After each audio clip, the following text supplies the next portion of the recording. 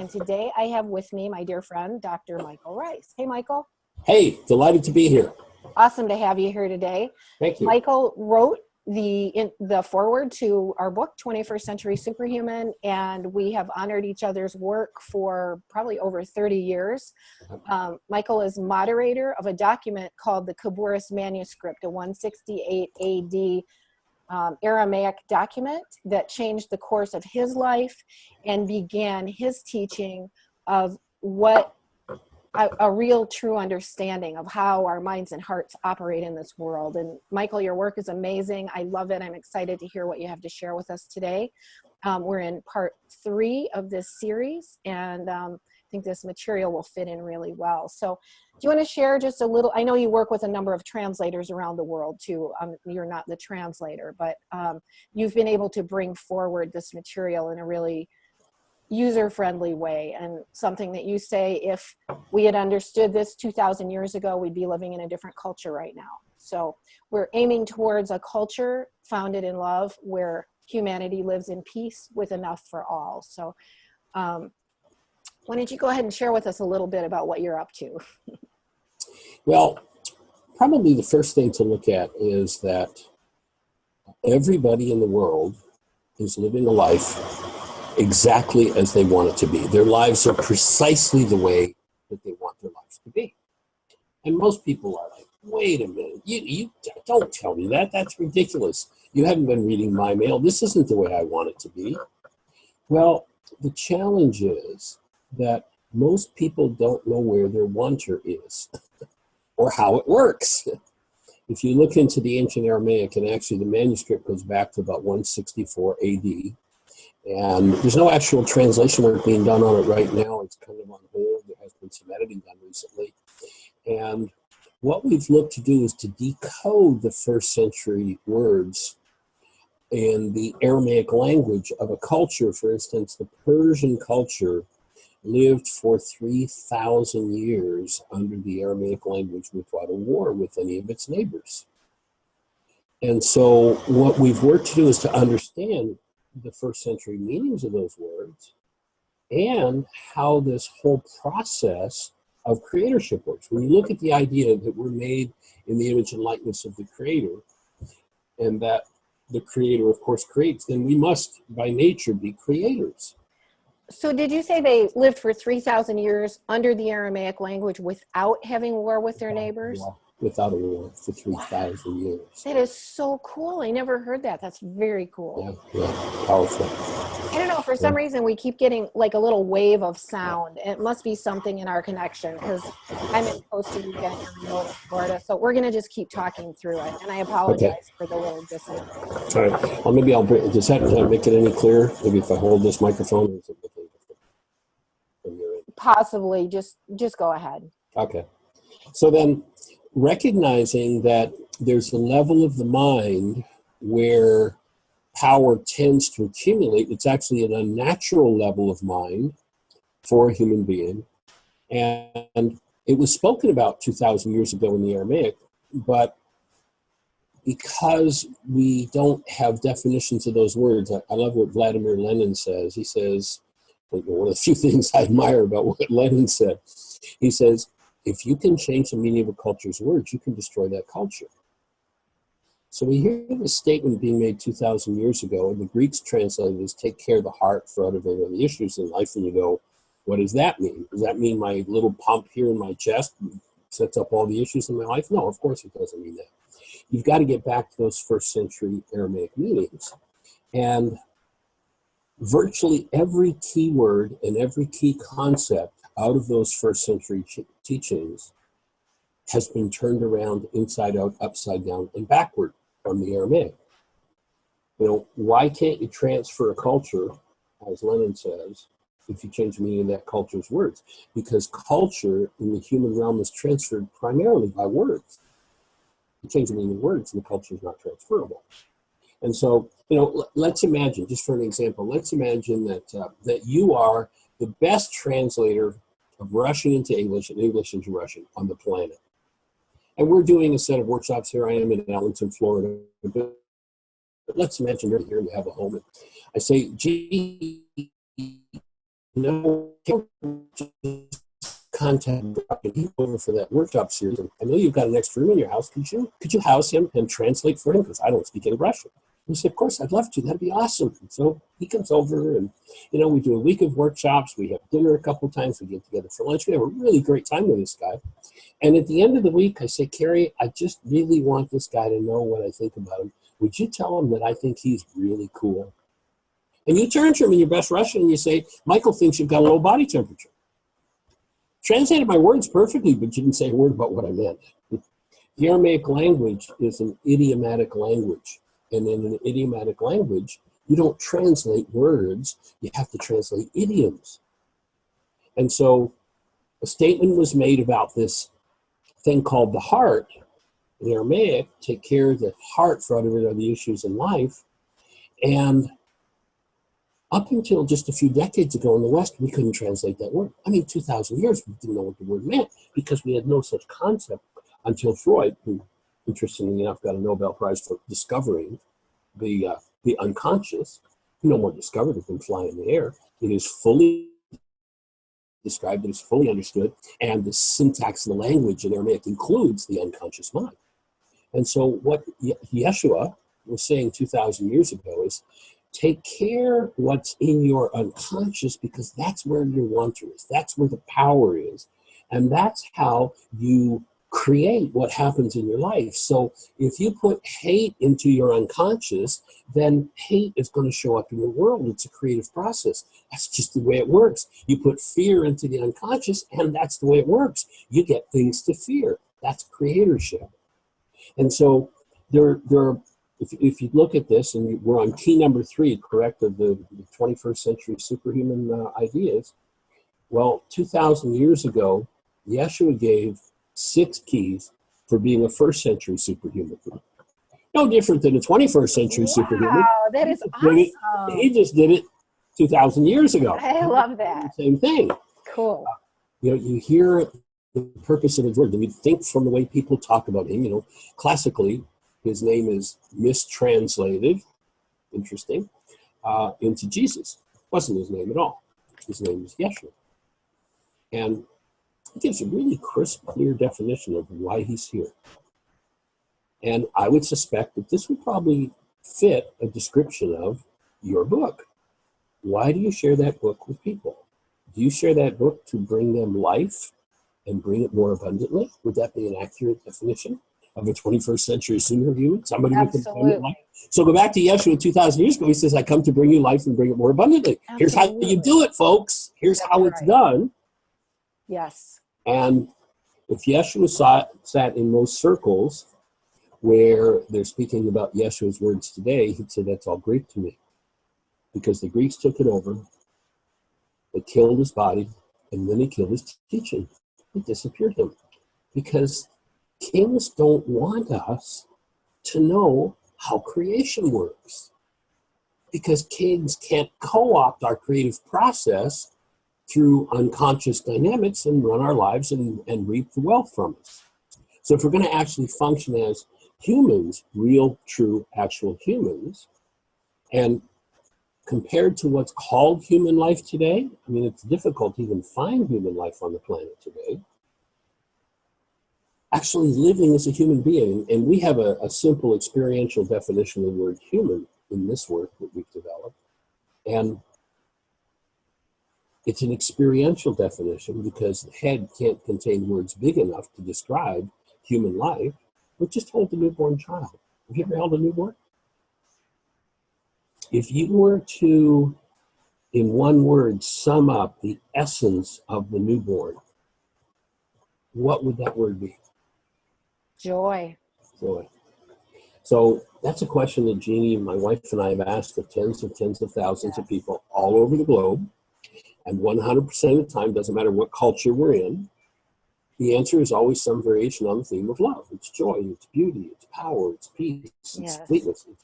That's human life. Yes. And we come into the world, and the world starts to put its thumbprints on us to shut down human life and have us function as the king would have us function, which primarily is out of hostility and fear. And so Yeshua gave 6 keys for becoming a conscious creator, for becoming a superhuman. Beautiful. And if we can understand those keys in their original context, then we can start to experience what it takes to produce that result.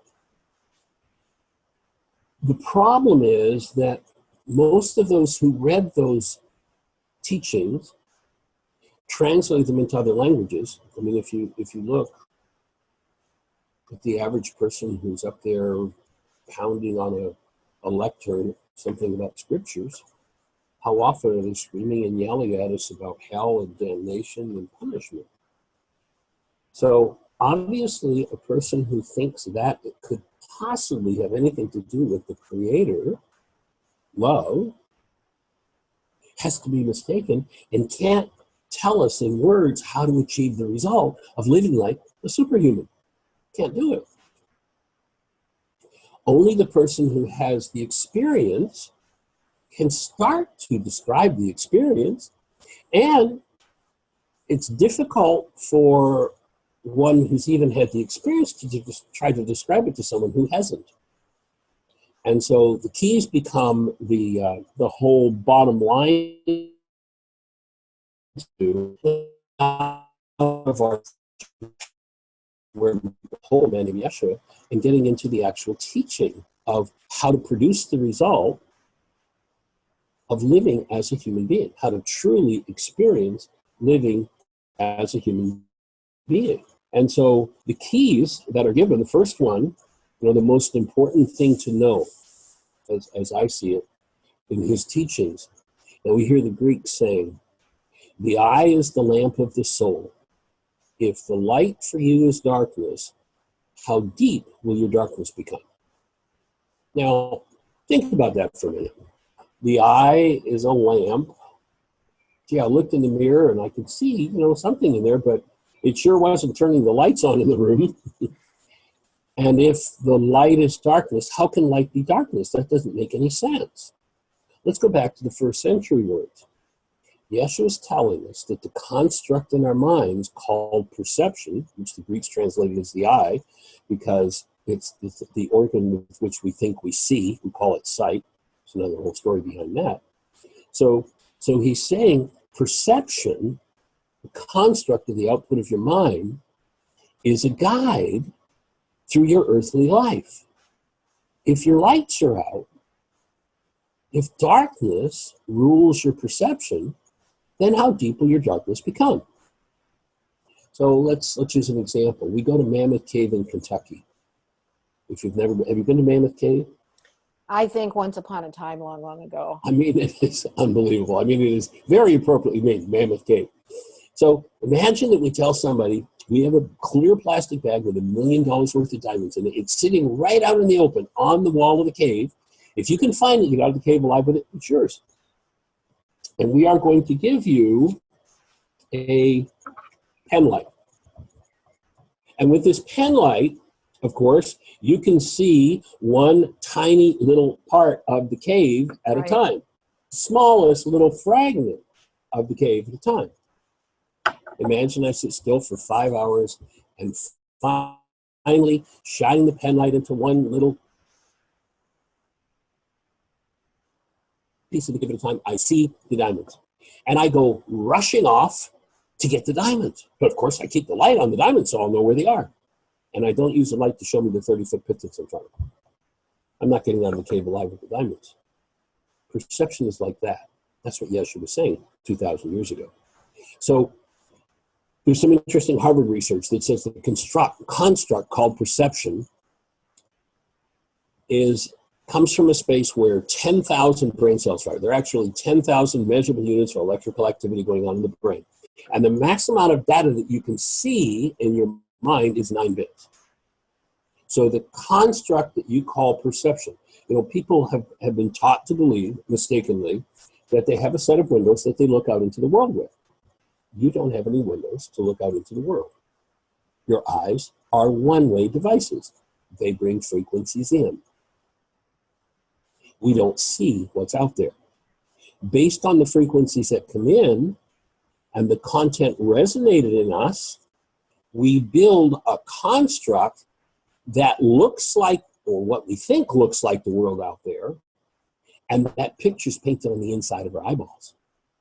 So if I'm sitting in a particular situation and my construct is based in rage, I see something to be enraged about. Someone else's construct is based in fear, and they see something to be terrified about. Somebody else's construct is based in love, and they see a space for love and compassion. Are any of those three people living in the same world? No. Each of their constructs is different. And this really explains the mirroring of quantum physics. Oh, absolutely. I mean, quantum physics explains this as mirroring, which is fantastic. 2,000 years ago, this man was the greatest psychologist that ever lived and a neurophysiologist. He knew exactly how it worked. He called the construct in the mind appearances. He said, be careful, don't judge by appearances. Don't judge by the constructs in your mind. So here's modern neuropsychology saying 10,000 brain cells are firing, 9 bits of information make up a construct, a picture that you see, and the picture's inside of you. It's not a picture of anything outside of you.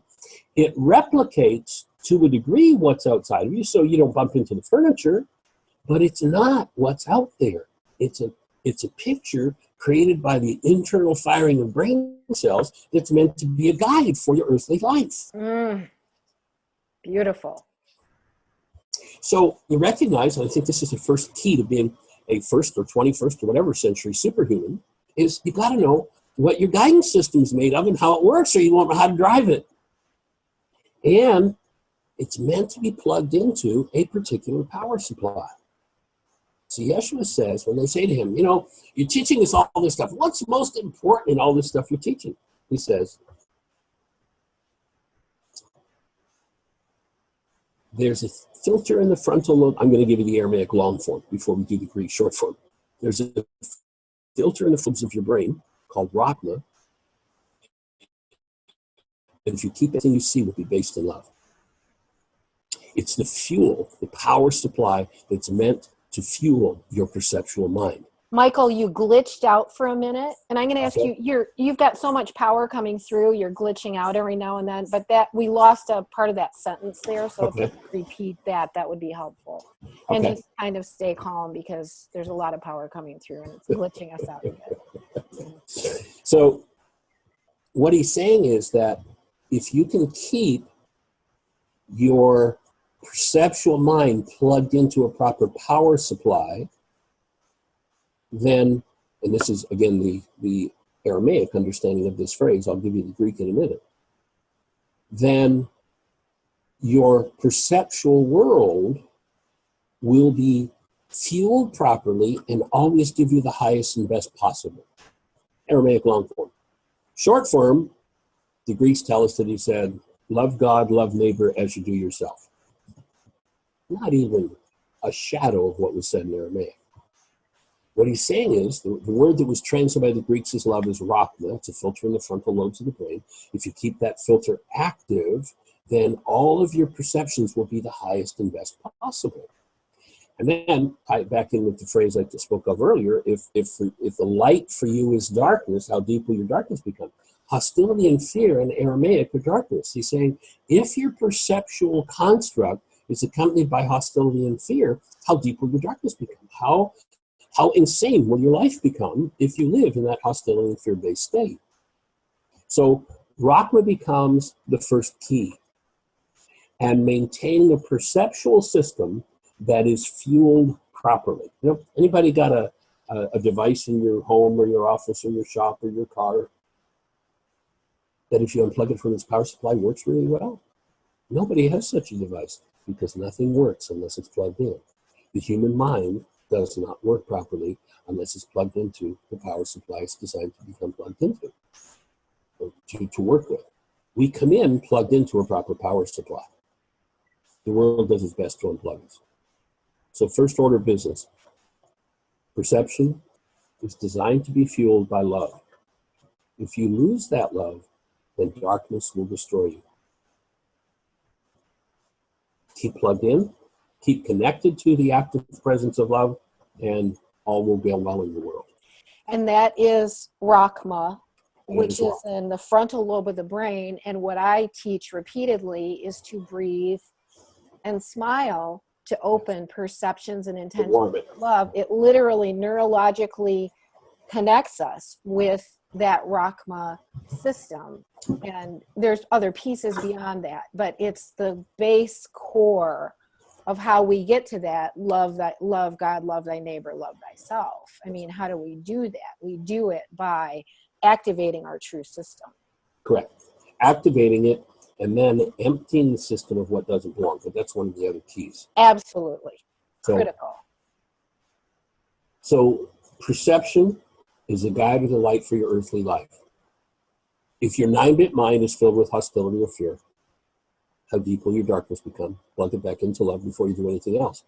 If you look at that phrase that the Greeks gave us, what it more properly translates is, have Rachma, when you think of the Creator, when you think of neighbor, and by the way, in Aramaic, the word neighbor means anybody that you think about. You want it the highest and best perceptual system possible. Anybody that you think about as your neighbor, you got to keep plugged into the proper power supply. And then he says, and in the Greek, they translate it as, and love the neighbor as yourself. But in Aramaic, what he says, in order to maintain self. So this filter in the frontal lobes of the brain is not only the power supply that keeps perception on track, keeps intentions on track with love, but it is the gateway for the entryway for human life to enter the human form. When you can trap people in hostility for the gateway's closed, there's no human life left. Wow. I mean, how amazing. We had this advanced soul, star being, God person, whoever he was, Yeshua, just teaching really quantum cosmic principles back then. It's so amazing. And exactly. Most of the culture didn't have the capability to understand, but we do today, and it's why we are in the greatest evolutionary leap in human history. What I want to say really quick, Michael, and please hold your thought, is that when we first start entertaining these concepts, sometimes it can be a little bit complex, and we say we need to activate new brain cells that we haven't been using for thousands of years. And this is very explained in my book, 21st Century Superhuman. Also in Michael's work, there's 1,000 hours and plus of radio shows on his website, which is whyagain.org, and a book he's written. He's on the radio every day, 5 days a week, explaining this, and you can call in and talk to him. So we'll put all the links for this under this on YouTube and on the blog post it's in, because it's really key information. And I just want to encourage people, it's something that needs to be studied in order to really get at the deepest level. And because it's sort of like a big leap from where we've been. But please continue. It's just beautiful explanation. Yeah. Well, 2,000 years ago, Yeshua said, you got to have the eyes to see and the ears to hear. Yes. It's got to be in your construct to be able to perceive it. Yes. And so it's about building brain cells. It's about coming to a new understanding. And one of the challenges with that is kings have been practicing for so many generations that it's in our genes, that automatic response of hostility and fear. And so the new construct becomes a challenge, because we're not just learning something new, we're dissolving old false ideas as well. So that becomes a key. So the first key for that 21st century or first century superhuman, to make some subtitles on number 3 here, is your perception is the light or the guide for your earthly life. If your lights are out, if hostility or fear fuels your perception, you don't need to know anything else. You're in error. You want to correct your perception. Simple. Keep love active in your mind. So that's the first thing to know about. The second key is what to do, is to know that Rachma is the key and do the work that it takes to keep it active. So it becomes a daily process. You know, people talk about, well, you know, now that I know this, shouldn't this all just be automatic and shouldn't it be done? No, it's a very deep practice when you step into doing your work, and it takes daily work to that you are designed to function.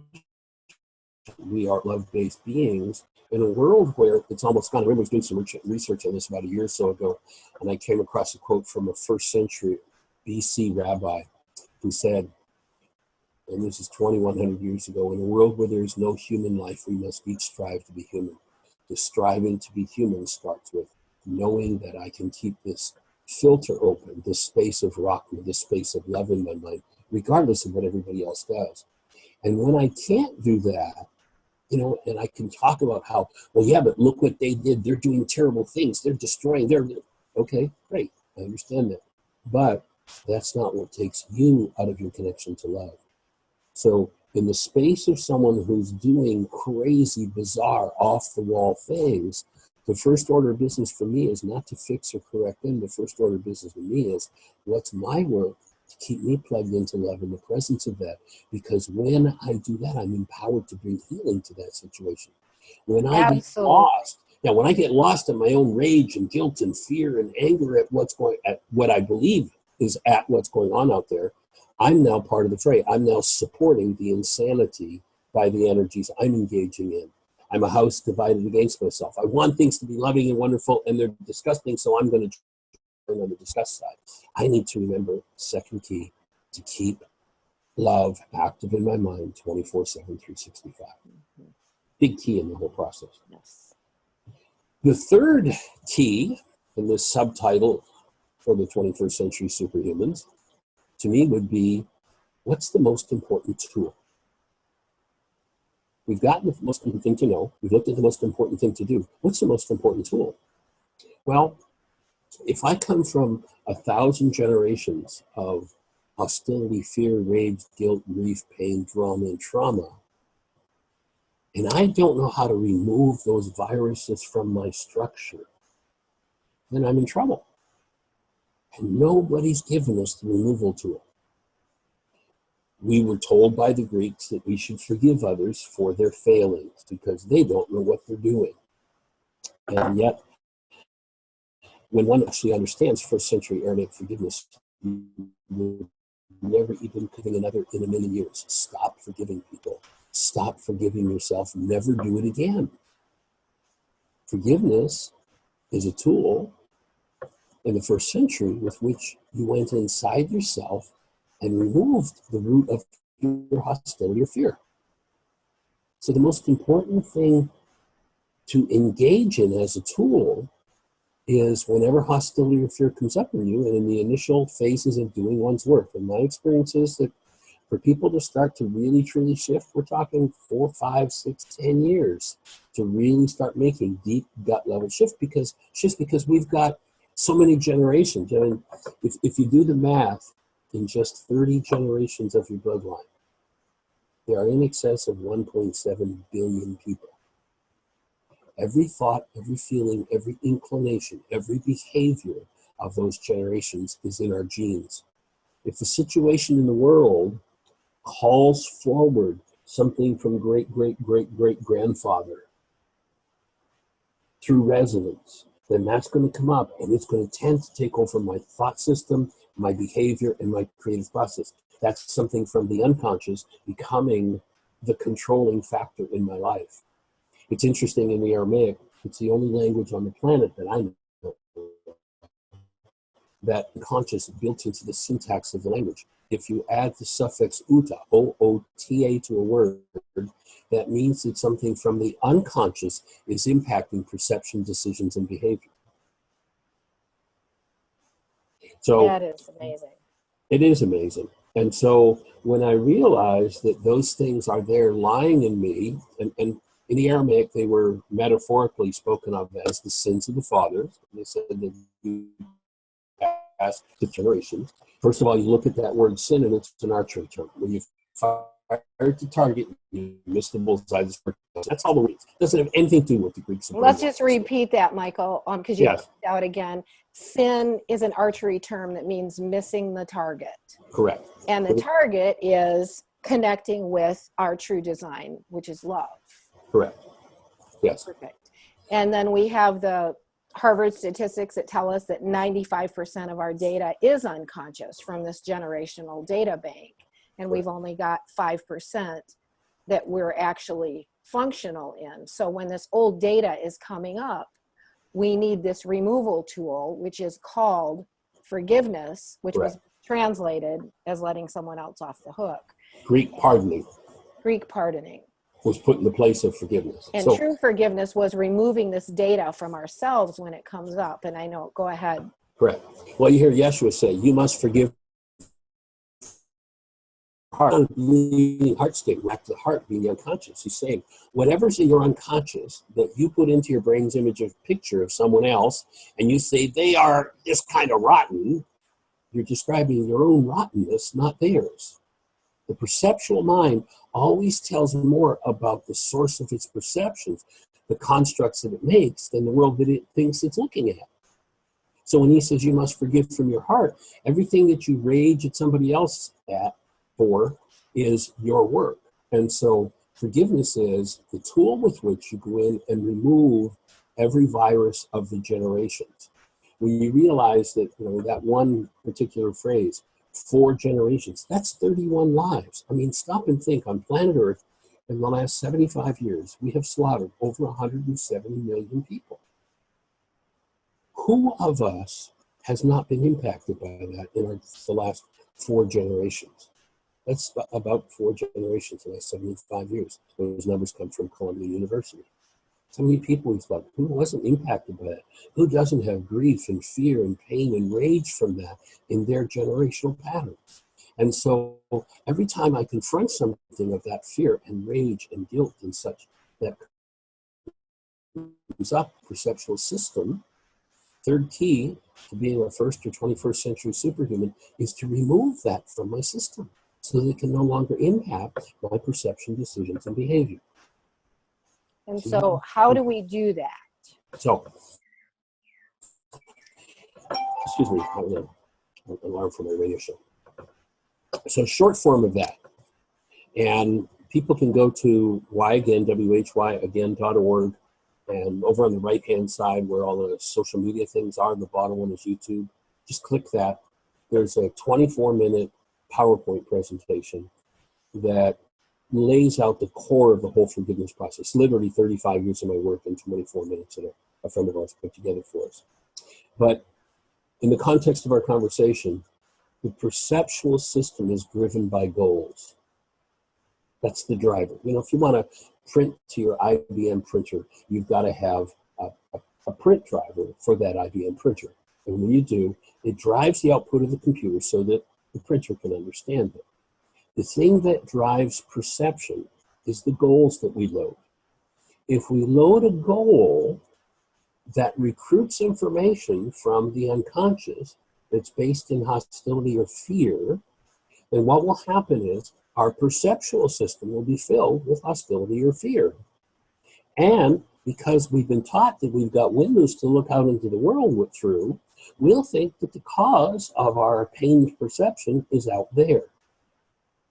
No, the cause of every appearance we see in our minds is the content of our mind recruited into activity by the goal that we're holding at the moment. And this is such a turnaround from the way the culture looks at forgiveness. In essence, the word forgive is shebag, and it means to cancel. Now, if I've got an upsetting situation going on with Joe, can I cancel Joe? Well, I guess I could, but that would be murder. It might not work out too well. Can I cancel myself? Well, that would be suicide. Not a really great idea. But at every moment of my life, I can always locate and cancel the way that I want it to be. So when I realize that there's a way that I want it to be, and my perceptual system is showing me something different, and my perception contains some form of hostility or fear that's degrading the quality of my perception, the key way into getting to the hidden root, the unconscious part of my perceptual system, is to cancel the goal that I'm holding for the moment. So if I've got someone that, let's say, is really dissing me, and obviously what I want them to do is speak about me lovingly, gently, and respectfully, then my goal at that moment is for Joe to speak about me lovingly, gently, and respectfully. I'm in a rage, my mind tells me, because Joe isn't speaking about me lovingly, gently, and respectfully. He's dissing me. Well, I just lied to myself. I'm in a rage because there's rage in me. But I keep it hidden from myself by making pictures of other people as the cause of my rage. And for anybody that's in our audience, I'll invite you to notice that if you've been through a particular painful reality 87 different times with 42 different people, you're the only one that was there every time. Everything that shows up in your perceptual system is about you. So if I say Joe really enrages me so much when he disses me like that, then I want to look at the goal that I hold for Joe. I want him to speak about me lovingly, gently, respectfully. And then I'm going to cancel that goal. What happens when I cancel that goal is that perception collapses. And when it collapses, you can almost imagine, it's coming from deep in the unconscious. Who knows how much data goes into a particular perception. You can almost visualize that perception collapsing in on itself. And it leads us right into the core of where our hostility and fear is stored. So now, instead of only seeing our rage, our fear, our sadness, whatever, through the projection on someone else, we get to go directly to it. And when we go to that part of our mind and bring the active presence of love, the earlier of the keys, then bringing that active presence of love to that dissociated content in my own mind brings healing to it. That's forgiveness. The removal of the hostility and fear-based thinking is the process of forgiveness. So the third key in being a first or 21st century superhuman, I would offer, would be the tool of forgiveness.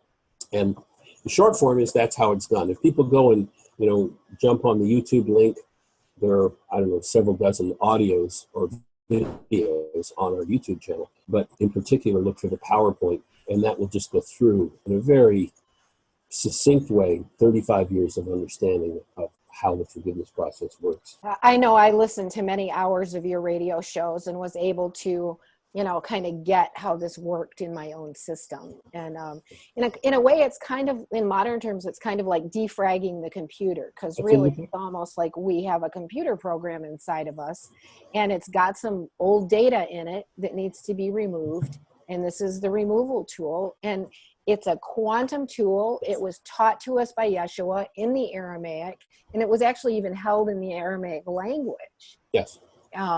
Which was grounded on the planet 5,000 or 6,000 BC. So as a complete language. And it's literally the virus removal tool. Yes. And anything unlike love, any form of hostility or fear in the human system is a virus. Imagine a kid who's born today, and today all computer virus software is disappeared from the earth.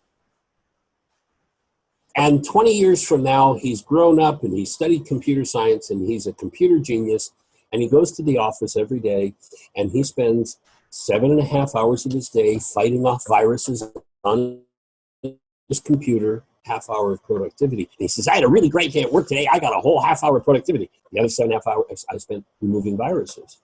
And he would think that was normal. Non-humans function today with hostility and fear. Their minds, their relationships, their finances, their businesses run by viruses. And if they get a half hour of, loving productivity in relationship with their spouse in a day, they go, wow, we had a really good day. And that would be the analogy. Hostility or fear simply does not belong in an actual human system.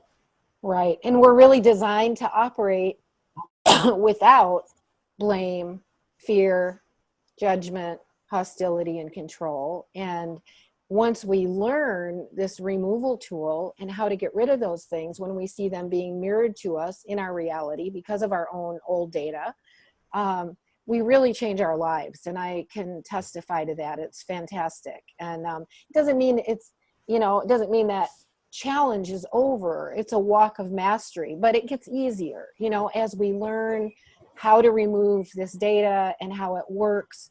We allow ourselves to return to love and heart coherence more readily. Yeah. So go ahead. Somebody convinced us that we get more of what we wanted out of rage and intimidation and control than out of love. And it's a lie. Like, who taught you that? Whoever convinced you that was true? Like, when was the last time the cockles of your heart were really warm, giving somebody something they wanted when they puked all over you? It's never happened. Right. What do you want to give to the person who cherishes you, who honors you, who takes care of you, who nurtures you, who's with you? You want to give them whatever they want. right? That's just the natural human way. That's what human life does. But Right. the whole game's been turned around because human life's been pretty much disappeared and non-human life has taken over. Us living fear-based life. So we've got about 15 more minutes, Michael. So I'd love to hear the additional 3 keys, because this is a wonderful conversation, and I know you'll have to go on to your radio show shortly, but please lead us on here. So 4th key is the most important block. If you don't understand in the Aramaic context this block, it's going to be really tough to ever work through anything. And the block is Satan. Now, most people go, oh, come on now, you're not going to start with that antiquated stuff, are you? If you don't understand this concept, you are in deep, deep trouble. In the Aramaic language, Satan is not a dude with a red suit, a tail, and a pitchfork. It's not a capital S word. It's a lowercase word. It means the resistor, one who misleads. And so you look at the average person when they're in their upset and their rage, and you suggest to them for 1 second that maybe they're involved in their lives and they're responsible. What do? They go into resistance. No, that's not true. And then they've got a whole story about Joe and how Joe's the problem in their lives. They're totally and completely misled. They're trapped in Satan. Most of the world lives trapped in the Aramaic concept of Satan, the resistor, being in resistance to truth, and one who misleads. It was interesting. Jeannie and I just watched a video. It was a 2-hour video on the life of St. Augustine. I learned a lot of things about this guy I didn't know. One of them, there are only 2 people on the planet that I've ever seen who understood that Paul, when he wrote about love, this beautiful piece that everybody talks about, many people use it in their wedding ceremonies and such, about 80% of it is pure garbage. But most people don't realize that. Paul's talking about, love is not vile, it doesn't do this, and all this junk stuff in this quote from Corinthians. I rewrote that about 8 years ago and said, if Paul hadn't had all these challenges, you listen to Paul and he says, he's had this full-blown near-life experience, this light experience. And it's awesome for him. And, being a killer, a professional killer that goes and hunts people down for doing religious things that he doesn't agree with, it's a pretty heavy-duty lifestyle. So he has this full-blown light experience, and he gets that there's a different game to play. But he doesn't know how to do his work. He doesn't have the tools of Yeshua. Never met the man. Can't teach it to the world. That's why so much of the so-called Christian world is in such a mess, because they're still following Paul. But you listen to Paul, and Paul says, why is it the things I would not do, the things I hate are what I do, and the things I would do, I cannot do? He's being controlled by his unconscious mind, by this mind that he has no idea how to get into and clean out. And so recognizing that, when he goes into his resistance, when he's lost and somebody else is the problem out there, he's in trouble, just like all of us. So this idea of Satan being the resistor, one who misleads, we are misled by the hostility and fear-based content in our minds to create pictures of what we think are other people that are the problem in our lives.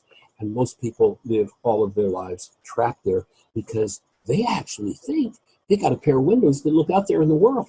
And no such thing exists. You've never seen anything outside of you with your body's eyes. Excuse me. And it's amazing, Michael, how many thousands of years this has been the program that's been running humanity in, we'll call it the power over civilization. It's the exercise that we've managed to operate in duality by going into the darkness of living outside of love. And it's amazing how long this program has been running our system and how we think. So it's a big leap to step out of that and say, and what's really beautiful now is quantum physics, that we can understand it, is backing up what is said in the ancient Aramaic. And I know I've heard you say even the letters are like almost an energetic form in the Aramaic. Well, actually, the Aramaic language, it's the only language on the planet that I know of that's like this. The letters are actually 3D shadows of the turning of the atomic structure of the elements. God, that's amazing. An element moves, and if you have a light shone on it, there'd be a 3D shadow thrown by it. That's the Aramaic letters, those shapes. So it's based in the actual creation. It's not based out of people's heads like every other language. Wow, so, I'm amazed you guys even figured that out. Yeah. Well, actually, that was a guy you can check it out. A guy named Stan Tannen actually put that piece together. I didn't. That was Tannen's work. It's pretty interesting. Yeah. And so we've got a language that's actually based in the physics of the atomic universe. And then we've got languages that are based in people's heads. Those languages are called Babel. We're babbling right now. And the languages that kind of emerged out of Aramaic are Sanskrit, Hebrew, Arabic, Polynesian, and Lakota. Is that correct? Yes. Or those thought, so those are kind of, so those kind of tend to carry with them this resonance of truth in some of their principles. Correct. And how they're based. Yeah. The lost tribes, yes. Yeah. Yes. So we look at this idea of Satan, and then of course, if you understand that Satan isn't a dude that's out to get you, that it's an internal process, then you got to figure out where the residence of Satan is. And Satan has a number. And, you know, if we have let's say we have a situation where we've got an audience of people, and we bring somebody into the room that stands up at the front of the room and does something that everybody in the room agrees is really terrible. Now, if what that person did, as most people say, they made me. When he did that, he really made me. One person might say angry, sad, afraid, screaming, raging, crying, running out of the room, I got to escape. Everybody's perception in the room is going to be different. Why? If what that person did, that terrible thing they did, was the cause, then obviously everybody in the room would have exactly the same experience. But everybody doesn't. Why? Because we each have a storage system of information, and stored in that storage system is past dynamics that come forward looking like the present. So we're looking at the atomic structure of our physiology, and what is it made of? Well, if you talk to a modern day physiologist, the base element in their so-called body is carbon. Carbon is made up of, a carbon atom is made up of 6 electrons, 6 protons, and 6 neutrons. 666. The number of the Antichrist. We live in the mind of love. Nothing religious about it. We either live as human beings. The newborn child is in the mind of Christ, is in the mind of love. It's birthright. We're all designed to live there. Yeshua came back and said, in the presence of all of the worst insanity, I'm going to live as love. That's just the way it is. And so we see him doing that. And then if that living love is living in the mind of Christ, then what would the Antichrist be? It would be that which takes us out of the mind of love. And that's always what's stored in our own carbon-based memory system. It's unique and individual. But the world, the Greeks taught us, it was some dude or creature out there that's out to get us. We've been tricked again. It's in here. The work is in here to clean up what's going on the inside. So that would be the 4th key. 2 more to go. And 2 more to go. So the 5th key would be the most important request to make. And when you realize, so to speak, you've got a 9-bit processor, you've got, let's just go 30 generations, lives. Do the math. 2, 4, 6, 8, 6, for me. 2, 4, 8, 16, 32, 64, 128, 256, 512, 2024. Multiply that out in 30 generations, you're at 1.7 billion people. And you've got a 9-bit processor. How are you ever going to clean that genetic structure, that generational database? It's never going to happen if you're out there on your own. Yeshua taught 2,000 years ago that there was a feminine elemental force in us that in Aramaic was called Ruka Dukudsha. Ruka in Aramaic is a word that represents the elemental forces. Ruka Dukudsha was a specific elemental force designed for humans, who, by definition, if invited into activity, would undo the effects of our errors and teach us the truth. So there's literally an elemental force in us that will teach us everything that we need to know. And it will always honor our free will. It will never interrupt or interfere with our free will. If there's something we want to hold on to in the way of our rage or guilt or grief, we can be stuck in it forever. But when I realize that when I feel powerless over this Goliath that's arising in me, built out of rage and grief and pain, that I have a helper if I invite her into activity. And this feminine elemental force called Ruka Dukudsha will undo the effects of ours. That means not just the energies that are moving inside of us, but all of the energetic effects in the quantum universe, past, present, and future, will shift. by her power. I love that. So how do you invite Ruka Dakucha to this feminine elemental principle that's built into us to assist? Well, you've coded it down to smiling and breathing. That's key. And then making the request. Ruka, I need help here. I don't know what to do. I don't know how to handle this. I'm just like,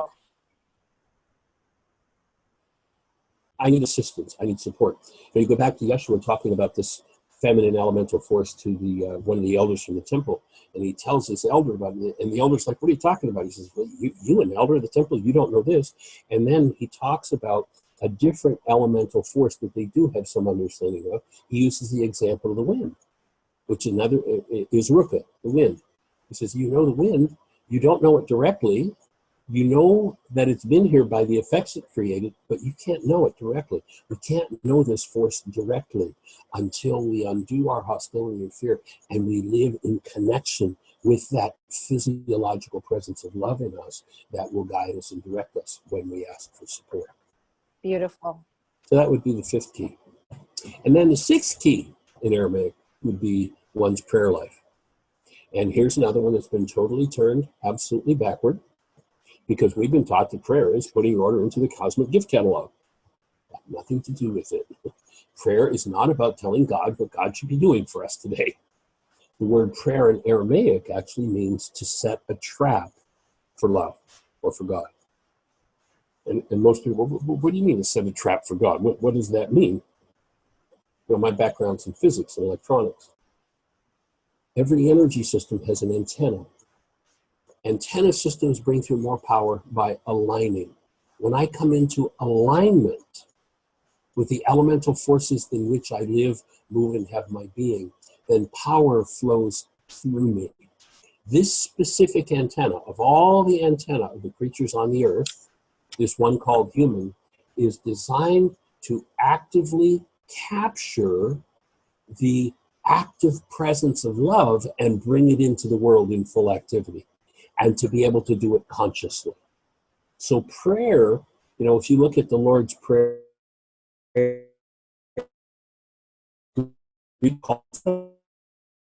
Yeshua is asked by his disciples, teach us to pray.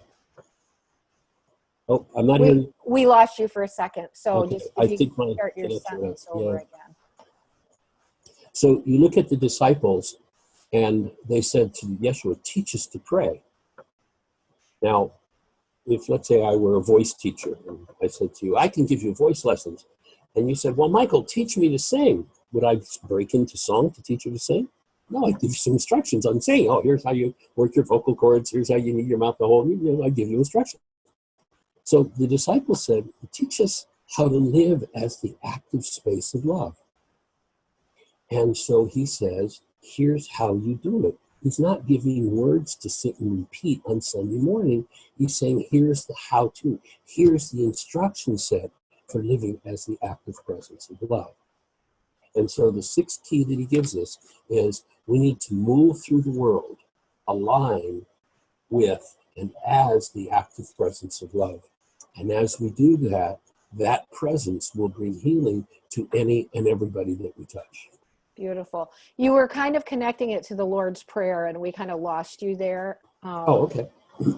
So my input was that the disciples said to Yeshua, not teach us to pray, like put an order into the cosmic gift catalog, or tell us what our order should be. They said, teach us how to live as the active presence of love, to be the conduit through which love shows up actively in the world. And then he gives us a set of instructions for how to do that. So what people call the Lord's Prayer is clearly not a prayer. And so there's a good translation. There's a translation of that at your website. On my website, yes. Yeah. Well, actually, it's not a translation. What I put there is an interpretation for today's crowd. Different things are going to be needed to align with love. Different stresses are going on in the average person's life than was happening 2,000 years ago in the desert. And we also have the Beatitudes there, which are another instruction, which are another set of instruction, another how-to.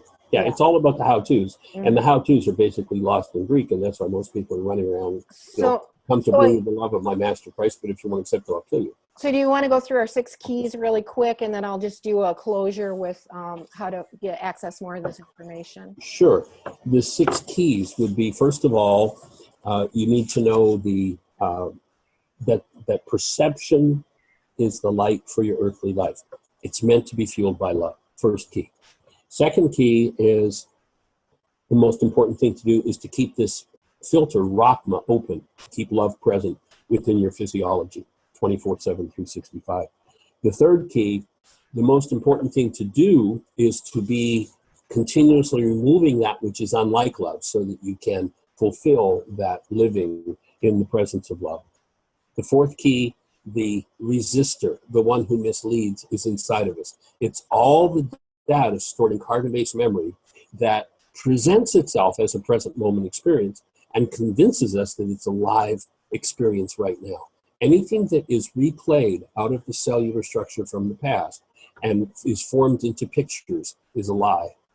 And it simply is trying to pretend to have life, but there's no life in it. We're made for a present moment live experience. That can't come from carbon-based memory.